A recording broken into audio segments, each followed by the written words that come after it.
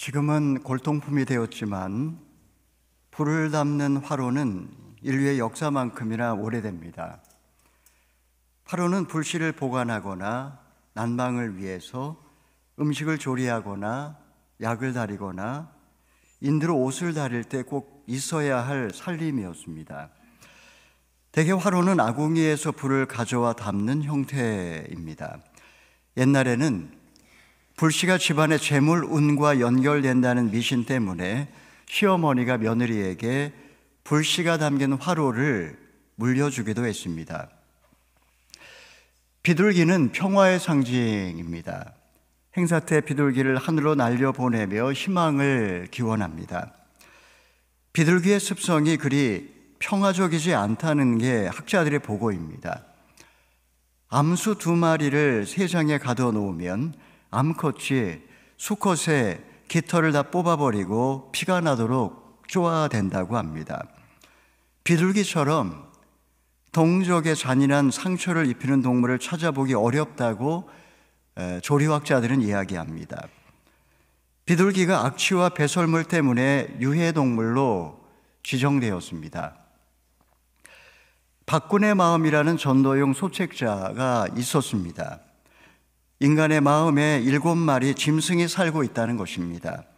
개구리는 무절제를, 공작은 교만을, 뱀은 간교함을, 염소는 음란을, 호랑이는 혈기를, 거북이는 게으름을 상징합니다. 중앙에 뿔 달린 마귀가 삼지창을 들고 서 있는 그림입니다. 복음을 영접하기 위해서 먼저 죄인됨을 깨달아야 한다. 이거를 설명하는 그림입니다. 성령의 빛을 비추고 천사가 도와줄 때 그 모든 내면의 짐승과 마귀는 주랭랑을 치고 맙니다. 고대 히브리인들은 지성과 감정과 의지가 자리한 초소를 마음, 레브라고 불렀습니다. 이곳은 하나님과 인간이 교통하는 통로입니다. 하나님 형상의 담지자로서 지성과 감정과 의지를 통해 하나님과 교통할 수 있는 인간이 현실 속에서는 왜 그렇게 살지 못하는 것일까요? 하나님은 특별한 뜻을 두고 택한 이스라엘의 그 타락상을 보시면서 애간장이 끊어지는 아픔을 느끼며 그들을 향해 심판을 예고하고 있습니다. 이 시간 본문 말씀을 통해 병든 마음을 치료하는 비결에 대해서 함께 말씀을 나누어 보고자 합니다. 크게 2가지로 나누겠습니다. 첫 번째는 화로와 같은 마음입니다. 우리 4절에서 7절까지 함께 읽어보겠습니다. 시작. 그들 모두가 가늠한 사람이다. 빵 굽는 사람의 데워진 화로처럼 반죽이 발효될 때 말고는 늘 데워진 화로처럼 달아올라 있다. 왕의 축제날에 관리들은 포도주로 벌겋게 취하고 왕은 조롱하는 사람들에게 손을 내밀었다. 새 왕을 세우려고 음모를 꾸미는 사람들의 마음은 화로처럼 달아오른다. 저녁 내내 부풀리고 있다가 아침에 불꽃처럼 타오른다. 그들 모두가 화로처럼 뜨겁다. 그들이 자기의 재판관들을 삼켜버렸다. 그들의 왕들 모두가 쓰러지고 그 가운데 나를 부르는 사람은 아무도 없다. 본문에는 화로라고 하는 단어가 4번 등장합니다. 화로의 특징은 불을 품고 있다는 것입니다. 화덕에서 시뻘건 숯을 꺼내 화로에 담으면 처음에는 연기가 피어오릅니다. 시간이 지나 뜨거운 숯이 재로 덮여 보이지 않으면 이제 방으로 들여옵니다. 겨울밤이 깊어갈 때 화로에 고구마나 감자를 묻어두고 두런두런 이야기꽃을 피웁니다. 실수로 뜨겁게 달아오른 무쇠의 손을 살짝 댄다면 큰 화상을 입을 수도 있습니다. 화로는 북이스라엘의 국내 상황을 말해주는 겁니다. 1절에 죄악은 불법과 부정을, 속임수는 사기를, 사악함은 악한 욕망을 의미합니다. 그들은 상습적으로 도둑질을 하고 길가에서 강도짓도 서슴지 않습니다. 2절에 애워싼다라고 하는 말은 포로가 된다, 이런 말입니다. 3절의 사악함은 사치와 방탕을 의미하고 4절의 간음은 우상숭배와 음란을, 5절의 조롱은 교만을 뜻합니다. 그야말로 북이스라엘이 무법천지가 되었기 때문에 하나님이 그들을 심판할 수밖에 없다, 이런 의미입니다. 북이스라엘 말년 6명의 왕이 등장하고 31년 동안 통치합니다. 4번의 쿠데타가 일어납니다. 문하임을 제외하고 반역자의 칼에 다 죽습니다. 3절을 보면 왕과 관리들에게 사치품을 뇌물로 바칩니다. 5절을 보면 왕의 대관식과 생일에 관리들은 얼굴이 벌겋게 취해 있습니다. 정권을 잡은 왕은 교만한 관리들에게 손을 내밀며 자기 편을 만들려고 합니다. 권력과 이권을 놓고 권모술수와 야합과 그리고 배신이 반복됩니다. 화로 속의 불은 정욕과 탐심을 상징합니다. 6절을 보면 새 왕을 세우려고 음모를 꾸밉니다. 그들의 마음은 화로처럼 달아오릅니다. 저녁 내내 부풀리고 있다, 이 말은 엎드려서 반역의 기회를 엿본다, 이런 의미입니다. 왕을 죽이고 또 새로운 왕이 정권을 잡습니다. 7절을 보면 죽는 자나 죽이는 자나 어느 누구도 하나님께 부르짖는 자가 없습니다. 이것이 그 당시의 멸망 직전에 북이스라엘의 패역한 모습이라는 겁니다. 자, 북이스라엘의 국제적 상황은 어떠합니까? 둘째, 비둘기 같은 마음. 10절에서 12절의 말씀을 읽어보겠습니다. 시작. 이스라엘의 교만이 그들 얼굴에 증거하고 있지만 이 모든 것에도 불구하고 그는 그의 하나님 여호와께 돌아오지도 않고 그를 찾지도 않는다. 에브라임은 쉽게 속아 넘어가는 비둘기 같다. 그는 이집트를 부르고 아시리아에 갔다. 그들이 갈 때 내가 내 그물을 그들 위에 던져서 그들을 하늘의 새들처럼 끌어내릴 것이다. 그들이 모여드는 소리가 들리면 내가 그들을 징계할 것이다. 본문에 비둘기라는 단어가 나옵니다. 11절을 보면 비둘기는 먹이의 눈이 멀어서 쉽게 속아 넘어간다라고 했습니다. 이집트를 부르고 아시리아에 간다라는 말이 무슨 말일까요? 열왕기하 15장에 보면 친 이집트 정책을 펴다가 열왕기하 17장을 보면 친 아시리아 정책을 펴는 겁니다. 결국은 아시리아에 의해서 멸망을 당합니다. 그들은 죄로 인해 그들은 중립 외교를 통해서 위기를 넘길 수 있다고 착각합니다. 죄 때문에 온 나라가 악취가 진동하는데도 그들은 하나님께 돌이키거나 하나님을 찾지도 않습니다. 8절을 보면 섞인다는 말이 나옵니다. 이 말은 혼합 종교를 말합니다. 한쪽만 구운 납작한 빵이란 종교적인 위선을 의미합니다. 한쪽은 새카맣게 탔고 한쪽은 전혀 익지 않은 그런 위선 말합니다. 9절에서 힘을 삼킨다, 이 말은 구군이 다했다는 뜻이고 흰머리가 여기저기 났다, 이 말은 이제 죽을 때가 가까이 왔다라는 말입니다. 격동기를 지나면서 북이스라엘은 전쟁에 휘말리고 나라는 한순간에 멸망으로 치닫습니다. 강대국 틈바구니에서 외교를 잘못해서 망한 게 아닙니다. 그들의 교만이 심판을 자초한 것입니다. BC 8세기 이집트와 아시리아는 최강대국이었습니다.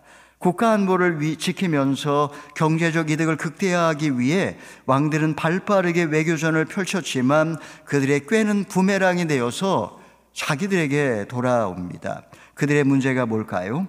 9절을 보면 알지를 못했다 라고 그렇게 한 단어로 묘사를 하고 있습니다. 영적으로 까막눈이 되어서 전혀 깨닫지 못하는 상황을 말합니다. 10절을 보면 그 얼굴에 교만이라고 새겨져 있습니다. 영적으로는 무지하고 눈은 그야말로 교만으로 이글거리고 있습니다. 교만이란 뭘까요? 교만이란 하나님께 돌아오지 않고 하나님을 찾지 않는 것, 이것이 바로 교만입니다. 화로처럼 탐욕으로 벌겋게 달아있고 비둘기처럼 강대국의 도움을 기대하며 이리저리 날아다니는 북이스라엘의 모습, 결국 그들은 어떻게 될까요? 마지막으로 13절 14절 읽어보겠습니다. 시작. 그들에게 화가 있을 것이다. 그들이 내게서 떠났다. 그들에게 멸망이 있을 것이다. 그들이 내게 반항했다. 내가 그토록 그들을 구속하려 했는데도 그들은 내게 거짓말을 한다. 침대에 누워서 부르짖을 때도 그들은 마음으로 그들은 곡식과 새 포도주를 놓고서 함께 모여도 내게서 등을 돌렸다. 이제 마지막으로 호세아는 최종적인 선포를 합니다. 그들에게 화가 있을 것이다. 그들에게 멸망이 있을 것이다. 더 이상 회개의 기회는 없습니다. 심판은 확정되었습니다. 함께 반역을 도모했던 자들의 배신이 계속되면서 북이스라엘은 기관사가 없는 기처처럼 비탈길을 내닫고 있습니다. 하나님이 그들에게 복을 주셔서 경제 대국이 되고 군사 강국이 되었지만 그들은 관역을 빗나간 화살처럼 돌아올 기회를 놓치고 말았습니다. 북이스라엘이 이렇게 된 근본적인 이유가 무엇일까요? 14절을 보면 침대에 누워 부르짖을 때 그들은 마음으로 하나님께 부르짖지 않았다라고 했습니다. 분명히 부르짖었는데 부르짖지 않았다라고 이야기하고 있습니다. 전반부의 부르짖음은 원망과 탄식과 같은 본능적인 울부짖음이라면 후반부의 부르짖음은 하나님의 은혜와 긍휼을 구하는 기도라고 할 수가 있습니다. 하나님이 그들을 연단하셔서 열방의 머리가 되게 하셨건만 그들은 위기의 때에 마음으로 중심으로 하나님께 부르짖어 기도하지 않았다라는 말입니다. 예레미야 33장 1절 3절은 이렇게 말합니다. 예레미야가 아직 경호대 뜰에 갇혀 있을 때 또다시 여호와의 말씀이 예레미야에게 임해 말씀하셨습니다. 땅을 만든 여호와, 땅을 형성하고 세운 여호와, 그 이름이 여호와라는 이가 이렇게 말한다. 내게 부르짖으라. 그러면 내가 내게 응답하겠고 내가 알지 못하는 그곳 비밀스러운 일을 내게 알려주겠다. 예레미야가 지금 경호대 뜰에 묶여 있습니다. 예레미야가 할 수 있는 것은 아무것도 없습니다. 하나님은 내게 부르짖으라고 말씀하십니다. 하나님은 누구십니까? 그분은 세상을 창조하시고 역사를 주관하시는 여호와 하나님이십니다. 주님이 응답하시면 불가능한 게 있겠습니까? 그곳 비밀스러운 일을 알려준다고 했습니다. 무슨 의미일까요? 현재의 고난의 의미를 깨닫게 해주시고 고난 너머의 계획을 보여주신다라는 뜻입니다. 여러분, 데워진 화로처럼 욕심이 들끓고 비둘기처럼 기댈 곳을 찾아 이곳저곳 기웃거리는 모습은 하나님을 떠난 인간을 많이 닮아 있습니다. 동시에 내 속에 나도 알지 못하는 어두움을 경험하며 매일 좌절할 수밖에 없는 우리의 자화상이기도 합니다. 우리가 어떻게 자신의 비참함을 극복하고 어두운 세상에서 매일 다시 일어날 수 있을까요? 온 마음을 다해, 여러분 중심을 다해 하나님께 부르짖으시기를 바랍니다. 사랑하는 여러분, 우리 마음은 하나님과 교통하는 기관입니다. 비록 죄가 들끓고 있다 해도 부르짖어 기도할 때 긍휼이 풍성하신 하나님은 우리를 치료해 주신다라고 약속하셨습니다. 지금 내가 겪고 있는 고난의 의미를 깨닫게 해주시고 이 고통의 과정을 통과한 이후에 구원을 맛보게 해주실 것입니다.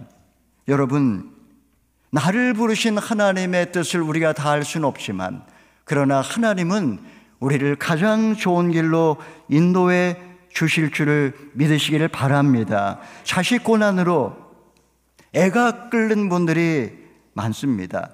매를 맞아도 깨닫지 못하는 분들 적지 않습니다. 문제 해결의 길은 인간적인 방법이 아니라 오직 하나님께 매달려 기도할 때 긍휼이 풍성하신 하나님이 모든 것을 합력해 선을 이루실 겁니다. 사랑하는 성도 여러분, 내 안에 드리워진 죄로 인해 상처 때문에 여전히 힘든 시간을 보내고 계십니까? 나의 허물과 잘못으로 가족관계가 다 깨어져 괴로우십니까? 나의 죄를 기억나게 하는 자녀로 인해 매일 눈물을 흘리십니까? 우리 하나님은 치료하시는 하나님이십니다. 두 팔을 벌리고 우리가 돌아오기를 기다리고 계십니다. 온 마음을 다해, 중심을 다해 하나님께 부르짖을 때에 하나님이 우리의 삶을 회복시키시고 치유해 주실 줄 믿으시기를 바랍니다. 이런 은혜가 함께 하시기를 축원합니다. 이 시간에 함께 말씀에 의지하여 기도하기를 원합니다. 하나님 아버지, 하나님 은혜 아니면 한순간도 살 수 없는 죄인이기에 오직 성령의 조명을 받아 이 어둠에서 벗어나기를 원합니다. 내 영혼이 주님 한 분만을 바라게 하시고 주님께 부르짖게 하옵소서. 현재 겪고 있는 고난의 의미를 깨닫게 해주시고, 그리고 이 고난 넘어 나를 향한 하나님의 계획을 깨닫게 하여 주시옵소서. 우리 주여 한번 외치고 간절하게 기도하겠습니다. 주여, 살아계신 하나님 아버지, 내 안에 여전히 어둠이 존재하고 그리고 탐욕과 욕심이 내 안에 자리 잡고 있음을 고백합니다.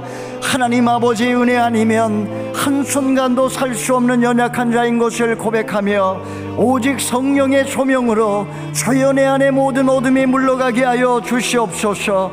하나님 한 분만을 바라게 하여 주시고 우리 하나님 아버지께 부르짖어 기도할 때에 오 살아계신 하나님 아버지, 긍휼이 풍성하신 하나님 아버지, 주여 나를 향한 하나님의 계획을 깨닫게 도와주시고 주여 이 모든 고난의 강물을 통과하여서 모든 것을 합력하시는 하나님, 긍휼의 하나님을 맛볼 수 있도록 아버지 하나님이여 도와주시옵소서. 주님, 지금 내가 겪고 있는 고난의 의미를 깨닫게 하여 주옵소서. 고난으로부터 도망가지 아니하게 하여 주시고 이 고난을 통하여 구원을 경험할 수 있도록 오 하나님 아버지여 역사하여 주시옵소서. 이 시간에 한 번 더 기도할 때 교회와 나라와 민족을 위해서 기도합니다. 멸망을 향해 치닫는 세상 속에서 교회가 온전한 복음을 온 세상에 전하게 하옵소서. 자녀 고난으로 애가 끓는 우리 가정들을 위하여, 또 우리 어머니 아버지를 위하여 기도합니다. 주님, 세상 가치관에 물들고 세상의 풍조에 떠밀려 내려가는 우리 자녀들 주님 불쌍히 여겨 주시옵소서. 치열한 경쟁에 치여 정말 무너져버린 우리 자녀들 주님, 우리 자녀들 치유하여 주시고 회복시켜 주시옵소서. 주님, 하나님이 우리 민족을 이렇게 복주셨건만 주여 음란과 교만으로 하나님을 대적하는 이 민족이 하나님 앞에 다시 한번 회개하게 하여 주시고 북이스라엘처럼 하나님의 심판을 자초하지 아니하고 다시 한번 이 땅에 봉의 불결이 하나님 아버지여 임할 수 있도록 도와주시옵소서. 우리 주여 세 번 외치고 간절하게 기도하겠습니다. 주여, 살아계신 하나님 아버지여, 주여 하나님 아버지여, 우리 가운데 임하여 주시옵소서. 하나님 아버지여, 나라와 민족을 위하여 기도합니다. 하나님 아버지, 우리 민족의 역사 가운데 이런 큰 복을 내려주셨건만 하나님 아버지여, 음란과 교만으로 멸망을 치달았던 이스라엘 백성들처럼 하나님을 대적하는 이 민족의 역사 가운데 하나님 아버지여 다시 한번 긍휼을 베풀어 주시옵소서. 하나님 아버지여, 자녀의 고난으로 인하여 애간장이 끊어지는 어미들을 위하여 기도합니다. 하나님 아버지여, 세상의 풍조에 떠밀려 가는 우리의 자녀들 하나님 아버지여, 이 세상 가운데 주여 우리의 자녀들을 보호하여 주시옵소서. 치열한 경쟁에 치여 무너져가는 우리 자녀들 주여 우리 하나님 앞에 돌아오게 도와주시고 주님, 하나님을 향한 눈이 떠지게 도와주시고 주여 우리 하나님 앞에 돌아와 회복과 치유를 경험할 수 있도록 주여 도와주옵소서. 온전한 복음을 온 세상에 전하게 하여 주시옵소서. 하나님 아버지, 지난 인생을 돌아보니 내 영혼이 달궈진 화로와 같았고 어리석은 비둘기와도 같았습니다. 하나님 아버지, 죄의 길에서 방황하는 저희를 불쌍히 여겨 주시고, 하나님 아버지의 마음을 깨닫지 못하는 이 어리석은 영혼을 불쌍히 여겨 주시고, 주여 주님 앞에 부르짖어 기도하게 하여 주시옵소서. 주님의 은혜 없이 한순간도 살 수 없는 죄인이기에 날마다 중심으로 돌이켜 하나님을 바라보게 하여 주시옵소서. 나를 향한 하나님의 계획을 다 알 수 없지만, 그러나 하나님은 이 고통 너머에 완전한 계획을 갖고 계시는 줄 믿습니다. 주여 이 모든 내 삶 속에 고난을 통해 나의 죄를 보게 도와주시고, 이 고난의 의미를 깨닫게 하여 주시고, 고난으로부터의 구원이 아니라 고난을 통하여 구원을 맛보게 하여 주시옵소서. 이제는 우리 주 예수 그리스도의 은혜와 하나님 아버지의 사랑과 성령의 교통하심이 온 마음을 다해 하나님께 부르짖어 도움을 구하는 모든 성도들 머리 위에와 땅끝에 복음을 전하는 선교사님들, 그리고 이 나라와 이 민족의 역사 위에 이제로부터 영원토록 함께하옵시기를 간절히 축원하옵나이다. 아멘.